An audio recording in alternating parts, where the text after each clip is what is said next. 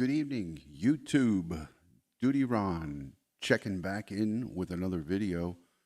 And tonight we're going to talk late night, the Long Island serial killer, better known as LISK, the Gilgo Beach murderer, the Gilgo Beach serial killer.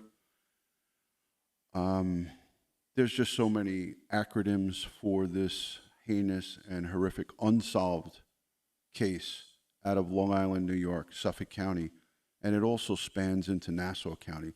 Guys, my name is Dutyron, retired New York City Police Detective, 20 plus years in law enforcement, and I'm going to bring you a short video tonight on the Long Island serial killer. I've gotten so many emails and requests to do this video, and what better time to do it than on the 10-year anniversary of the recovery of so many young sex workers who were murdered at the hands of one or maybe more serial killers. This is an unsolved case, and it is intricate. It's got many moving parts, and it is baffling to the law enforcement community. I just want to remind you guys, if you haven't subscribed to my channel, please hit the subscribe button, hit that notification bell. Follow me on all things Dutyron, one word, Dutyron, on all social media. Please share this video, like this video, and interact with the video. I greatly appreciate that. Glowing Ember, great to see you. Channel members, my Patreon supporters, my moderators, and everyone who subscribes to this community, I greatly appreciate each and every one of you. Hello, Meglo, and I'm sending you prayers and thoughts for the loss in your family recently. So, Meglo, a lot of love coming out to you. Great to see everybody. Thanks for joining. Glowing Ember, Vicky H, Cheryl Curtis, Carol Loving Alaska, Dawn Marie, everyone who has been hanging out in the lobby waiting. This is going to be a summation and overview of this case. It's in no way a full deep dive. Tomorrow night, mark your calendars, tomorrow evening, either 8 or 9 p.m. Eastern, I will have a retired New York City homicide sergeant, a retired detective sergeant, will be joining me. His name is Bill Cannon, and he has a great podcast of his own where he does true crime. And he's going to be joining me, and we're going to get into the Long Island serial killer, and I'm going to pick his brain apart. He is a 25, I believe, year veteran of the New York City Police Department, and he worked in the homicide division. And he's got a lot to say about this case, and I may have some other special guests tomorrow night on the 10-year anniversary. We're approaching midnight here in New York, so it's almost the 10-year anniversary. This is a case which there's so many conspiracy theories, there's so many angles on this, there's so much alleged corruption and spinning, moving parts. There's many possible perpetrators in this. There's not one definitive perpetrator, but each and every one who is suspected in this crime has dirty little secrets. And it is, for me, it actually made me shake my head and scratch my head many, many a time. So I'm hoping the audio and video is good. I had some problems with the audio earlier, and I had to do some adjusting. So hello, Lewis Fuller, good to see you. Rochelle, thank you for joining. JJ51, Betty Barclay, Linda, everybody's jumping in. I appreciate you coming. Share out this video. So I'm going to play a quick clip. It's actually not that quick, but this is going to give you an overview. For those of you who are outside the country, those of you who don't know anything about this case, this is going to give you a real good synopsis about what the case means. So great to see all of the people piling on in. Meg Lowe, thank you for being in here. And hello, Rochelle, Sean, great to see you. Thank you for joining. All right, here we go. We're gonna get right into it. If you guys got a moment, just pay attention. This is gonna give you a great overview. on the Long Island serial killer. Let's watch it together.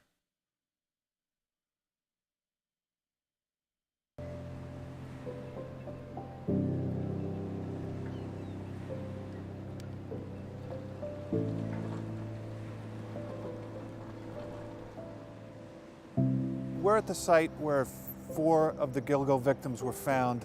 They were all found, this has all been changed. When they were found, this bike path was not here. This guardrail was not here. 4 of the victims were dumped right in this brush here. This is just to give you an idea of how desolate, how open. What you can see is how protected the north of where the site is, this marsh here. That leads us to believe he did come by car and not by boat, based on this being a protected site here. Every difficulty that terrain could throw at us, this terrain did. We found a body at Gilgo Beach. 2 days later, on December 13th, 3 more bodies were found. That was the largest crime scene search in the department's history. Ultimately, we were able to discover the remains of 10 human bodies, and ultimately, finally, discover Shannon Gilbert, which was the main point of our search, which is how it originated. Even the Almighty was offended and just couldn't allow this horror to exist and continue. Remains of a female toddler between the age of 16 and 32 months was also discovered. These type of, serial murder cases are very difficult to solve. The past 3 to 5 years has been the first time where you have a number of different agencies with particular expertise all on the same page working to solve this case. There's no setback now. If there was a setback, there's certainly no setback now. Will it ever be solved? It will never be solved.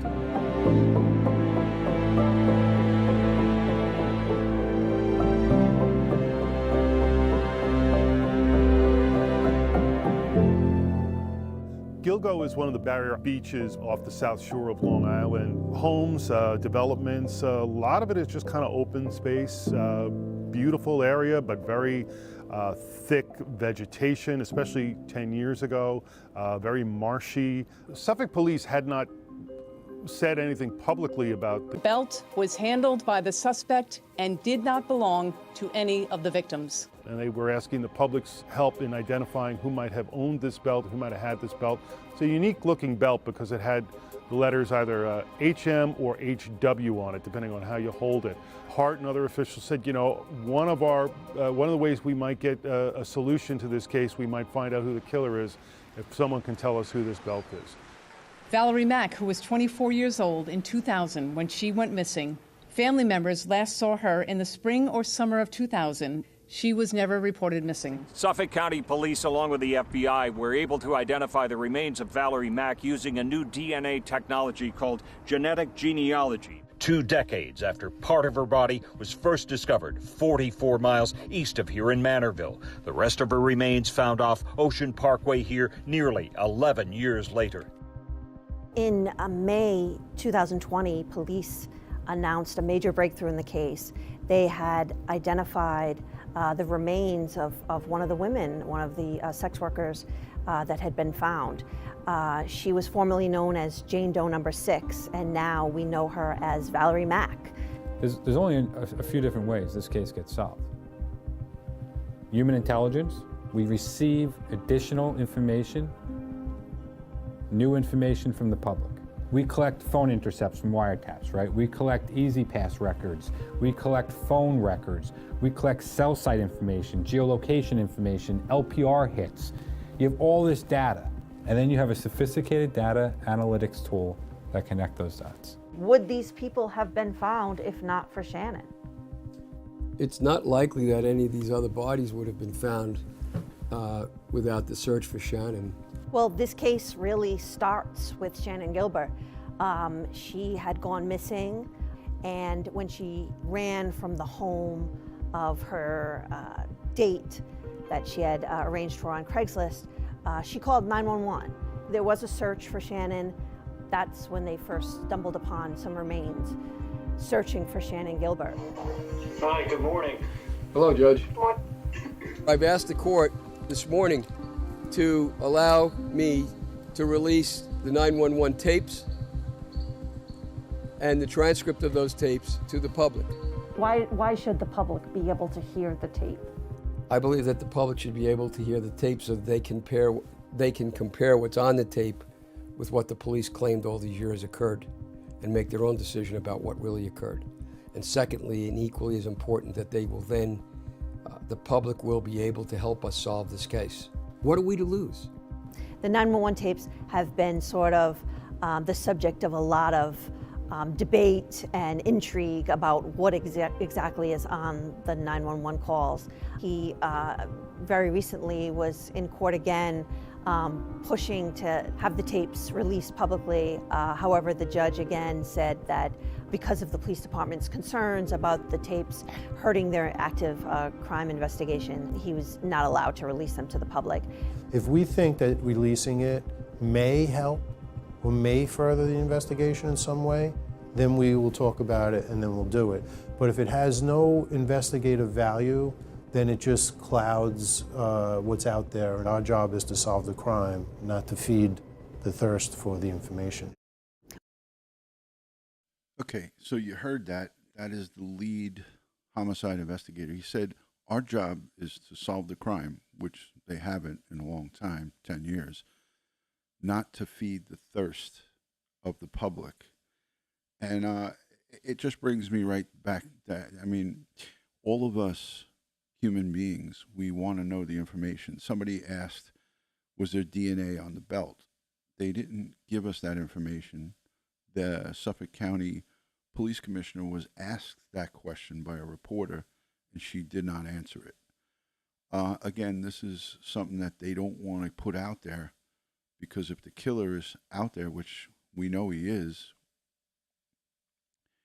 we don't want him to know everything that we have. So a lot of great points brought up here, but you know, a lot of time has gone by and everybody wants to know what's going on. So we're going to let the rest of this play. One of the still unidentified victims in this case is Peaches. Investigators sort of dubbed her Peaches because she had a tattoo of that fruit on her chest. Police were able to use DNA technology to link baby doe with Peaches and determine. I want to just say, for a couple of you who know me and know that I used to do live streams at Hempstead Lake State Park. I used to bring you beautiful live streams from a 167-acre man-made lake at Hempstead Lake State Park. That's where Peaches, her torso was recovered in a container, in a Tupperware container, on the grounds of Hempstead Lake State Park.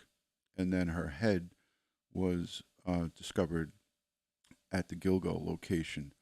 And her daughter, who was believed to be 1 or 2 years old, was also found at the Gilgo Beach location.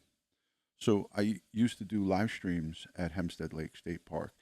And every once in a while in the comments when I would do the live streams there, people would make reference to Peaches and ask me, hey, did you see any dead bodies or anything like that? But me being the respectful person that I am, I just ignored it. So just wanted to bring that up to anybody who is determined that they are a mother and a child. This child is related to the female. Peaches because she had a tattoo of that fruit on her chest. Police were able to use DNA technology to link baby doe with Peaches and determine that they are a mother and a child. This child is related to the female whose remains were discovered by the New York State Police approximately 7 miles away in Nassau County on April the 11th. It's every day hopefully you're getting a step closer, you know, by continuing to interview people, continuing all of these DNA advances, and you know, hopefully we identify who she is first. That'd be the most significant step in this investigation. We do work with the FBI with the DNA now, especially with genealogy and the new Ancestry.coms, et cetera, to try to further match her with some kind of family or familiar. As I've said prior publicly, it has been challenging for both the Asian male and the toddler for different reasons, but there are other avenues that we will pursue on that, so we're not going to give up on that. You have the police commissioner at the time, when this case first broke, and the district attorney at the time, when this case first broke, Commissioner Dormer and District Attorney Spoda, publicly arguing about theories of this case. We believe that this person, and we still believe it's one killer at this point, unless we get information that would change that. And that's possible in any investigation.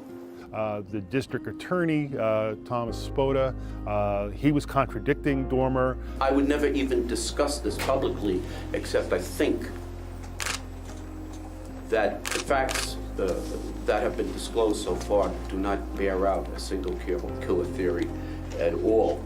A couple of years after the first bodies were found, the chief of department, Jimmy Burke, came under investigation by the federal government. He had and was ultimately found guilty. Burke had... This is the chief of the Department of Suffolk County Police, James Burke, a disgraced police professional,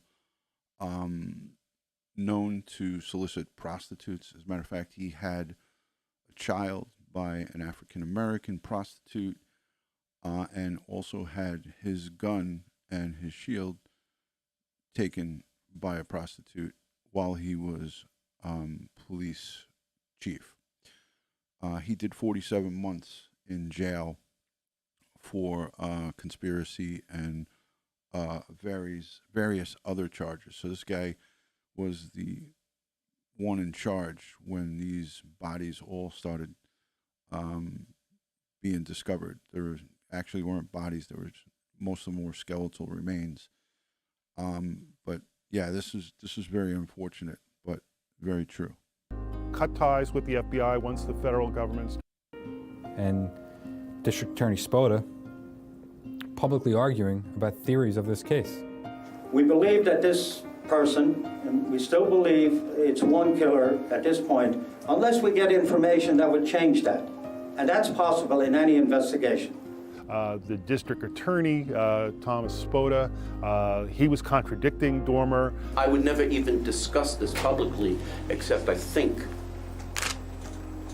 that the facts that have been disclosed so far do not bear out a single killer theory at all. A couple of years after the first bodies were found, the chief of department, Jimmy Burke, came under investigation by the federal government. He had and was ultimately found guilty. Burke had cut ties with the FBI once the federal government started to investigate him. When I was police commissioner, one of the first things I did was I conducted a top-to-bottom assessment of the department. And part of that assessment was to look at high-profile cases. Of course, Gilgo was the first case I took a look at.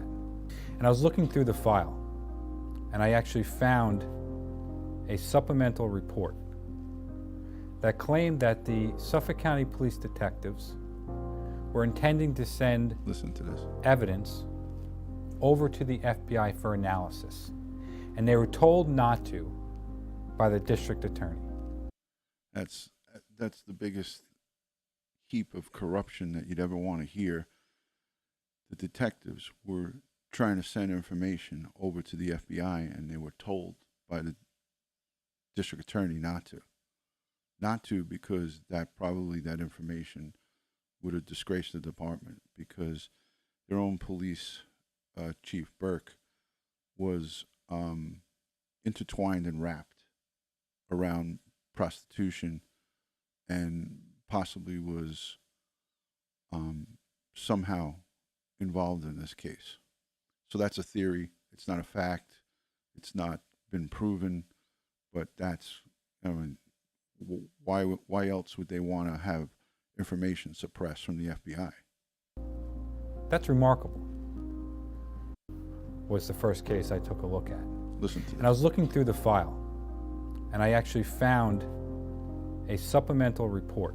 This is the district attorney. That claimed that the Suffolk County Police Detectives were intending to send evidence over to the FBI for analysis. and they were told not to by the district attorney. That's remarkable. And so that's why one of the first things that I did as police commissioner, right out of the gate, was call the FBI Long Island office and ask them to join our investigation and play a pivotal and critical role in that investigation. Coincidentally, the person I called was Geraldine Hart. So it's difficult to really kind of Monday morning quarterback the decisions that were made. I will say that I think a more consistent involvement by the FBI in this case from the beginning would have been beneficial. She's now the Suffolk County Police Commissioner, and she was a former 22-year FBI executive. So she worked at the FBI. You just heard the district attorney, who was the police commissioner at the time. First thing he did was contact her, and then she became involved in the case with the FBI, and now she's the police commissioner. He is the district attorney. This is by no means any kind of statement that all law enforcement in Suffolk County and all over the place is corrupt, but you do have some bad actors, and those bad actors need to be weeded out. And I think in this case, this one was weeded out, sent to jail, but not given the proper sentence. I certainly would say that. How much did that set back the investigation? How much did that hurt this? It's hard to say, right? Certainly the lack of collaboration is significant. And whether it was work that the FBI could have done sooner on a profile, or whether it was work that the FBI could have done sooner on DNA or phone analysis.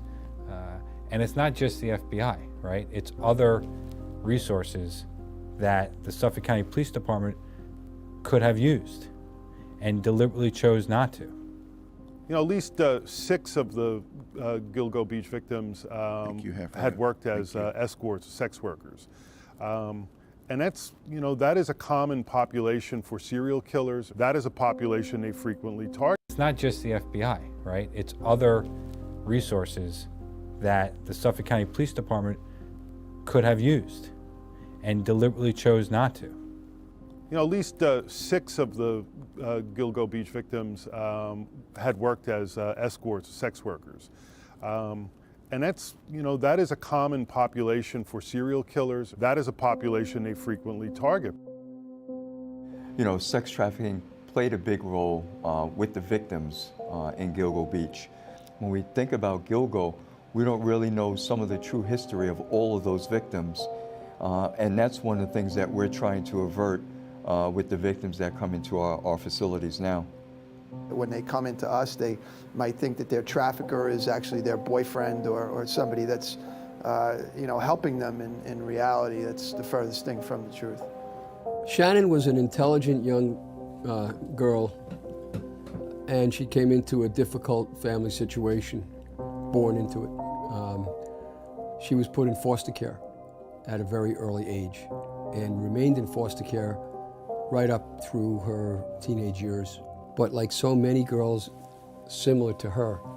This is the attorney that represents Shannon Gilbert and her family.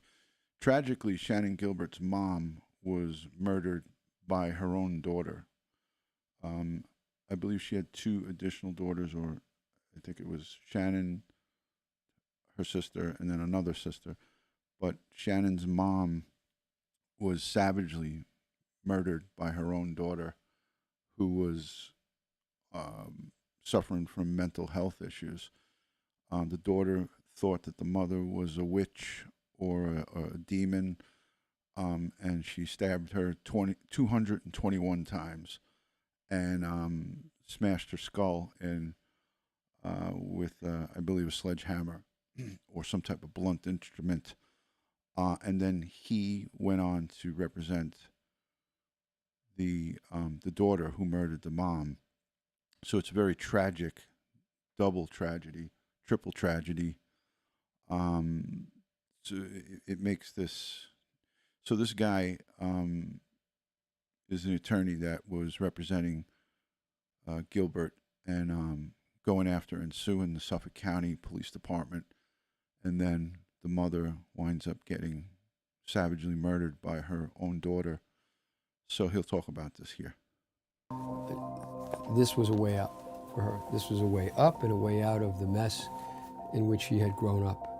Shannon's mother, Mary Gilbert, though tragically died in 2016. She was killed by another one of her daughters, Sarah Gilbert.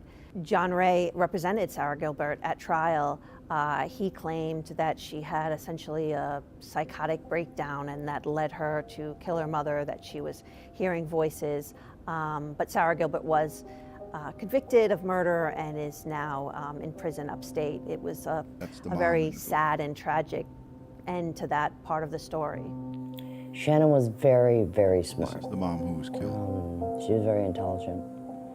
She loved to cook, spend time with her sisters, and she would always have these little heart-to-heart conversations with her baby sister, Stevie, and encourage her to do good and listen. My daughter Megan was very outgoing, friendly. She had a heart of gold. She would lighten up a room if she walked in there. Anybody that met Megan just fell right in love with her. To her, it was a job. You know, it was for money. She was taking college classes, and she said, Mom, you know, as soon as I'm done with college and get my degree, she says, I'll stop. Just like the other victims. We view them as victims because in many cases they are.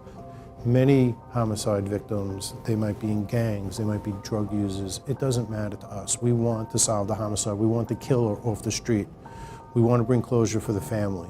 And investigatively, it makes sense. I mean, you're going to get information from these women and lead these investigations much higher up the chain than you would have otherwise. Maybe this interview generates some more interest and some more tips that we can follow up on. There has been, and hopefully to continue. I want to just say this too. Thank you for that super sticker, Ron. I want to say this. These guys are now talking. These are homicide detectives and the police commissioner. This is the Nassau County homicide detective. They're talking about similar things that I spoke about on the Echo Lloyd video that we did a few days ago. They're talking about the public needing the public's help and needing people to come forward that have information or that know information. So they're talking strictly about them needing, not wanting, but needing the public to help solve this crime. So I'm going to just put it back just a minute. And we're at a point now where there are dozens. And she said, Mom, you know, this poor woman, as soon as I'm done with college and get my degree, she says, I'll stop. Just like the other victims. We view them as victims because in many cases they are. Many homicide victims, they might be in gangs, they might be drug users. It doesn't matter to us. We want to solve the homicide. We want the killer off the street. We want to bring closure for the family. And investigatively, it makes sense. I mean, you're going to get information from these women and lead these investigations much higher up the chain than you would have otherwise. Maybe this interview generates some more interest and some more tips that we can follow up on. There has been, and hopefully it continues to be. And we're at a point now where there are dozens of people actively working on this case from numerous different disciplines and numerous different agencies. We're continuing to put an enormous amount of resources into this case. We think it's solvable. These are the families. We won't rest until it's solved. Do you think that they will ever be solved? We're still hopeful. You know, we are hopeful that we're going to get that one piece that's going to break us through. So that break can come from anywhere. You hear what he says? We're hopeful that we get that one piece. And what he means by that is that one piece of evidence or one piece of one lead. So it's just the detective's jargon, the one piece. They're looking for the missing piece of the puzzle, and that could very well come from the public. And that's why it's important that I give thanks and praise to everybody who has the courage and strength to come forward in all of these crime victim cases, because us detectives rely on the public to help us bring justice for the families and help us solve these cases, because we need you just as much as you need us. So that's a clear and evident situation here in the Long Island serial killer and the Gilgo Beach killer case. And they talk about it a little bit more here. With someone, and they may have confided in somebody. We're still hopeful. You know, we are hopeful that we're going to get that one piece that's going to break us through. So that break can come from anywhere. With someone, and they may have confided in somebody, and that person's near their deathbed. We had a 50-year-old murder case that was solved that way out east a couple of years ago. The actual location. Sometimes we get that piece of evidence, and in this case, we're hopeful. The team that's in place now is probably... I'm going to put it back because I want you guys to see the actual area that these remains were covered in. And they may have confided in somebody, and that person's near the...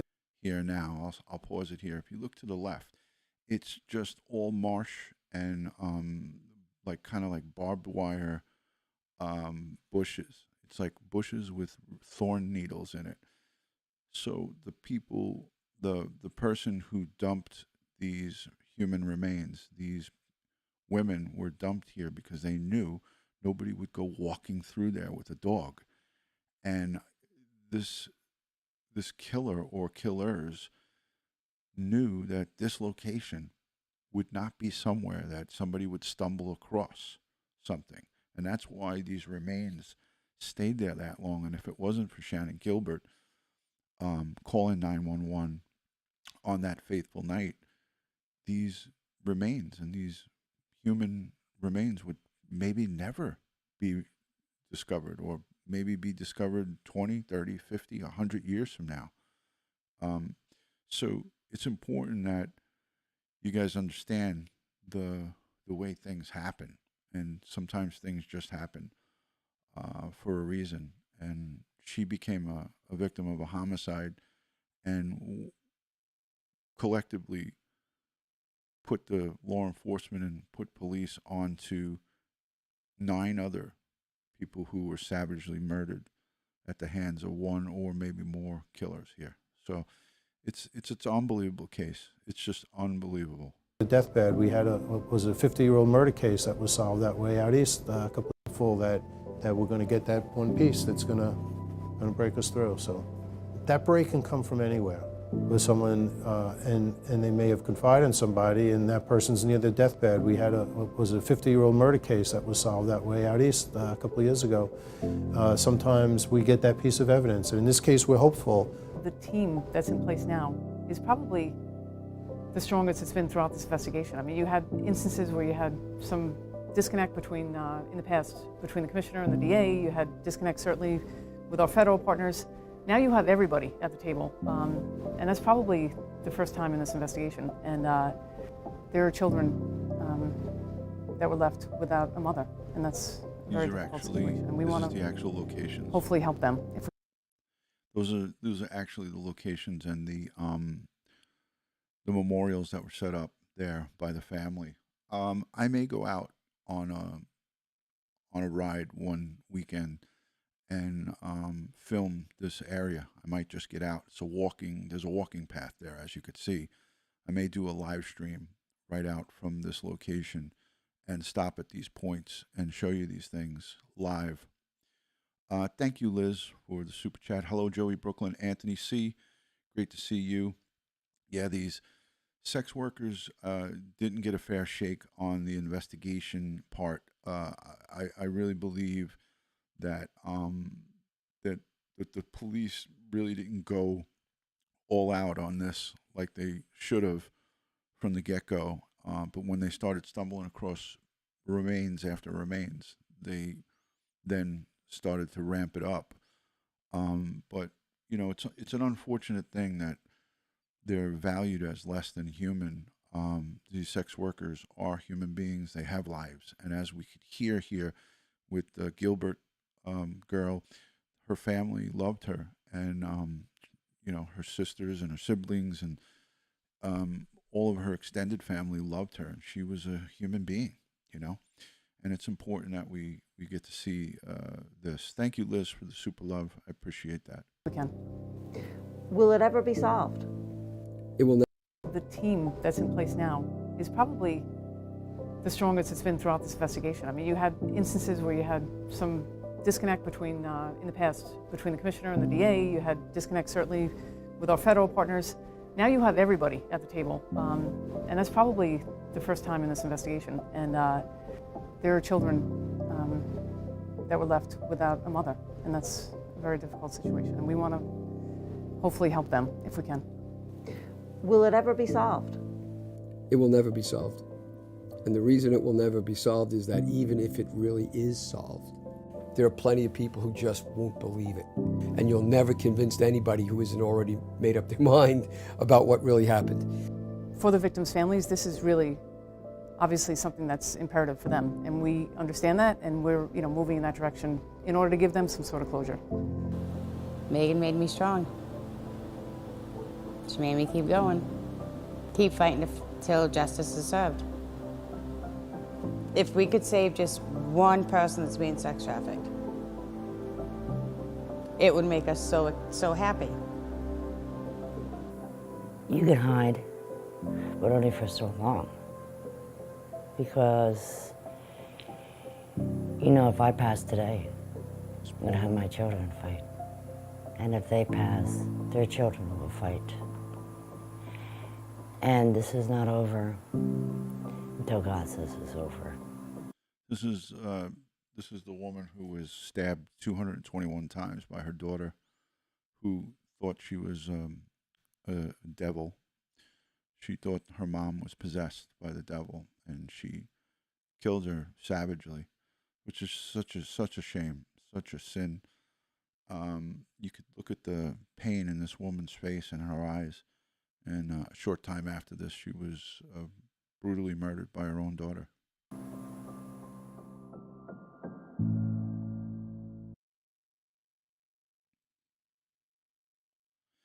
So there's all the wanted information.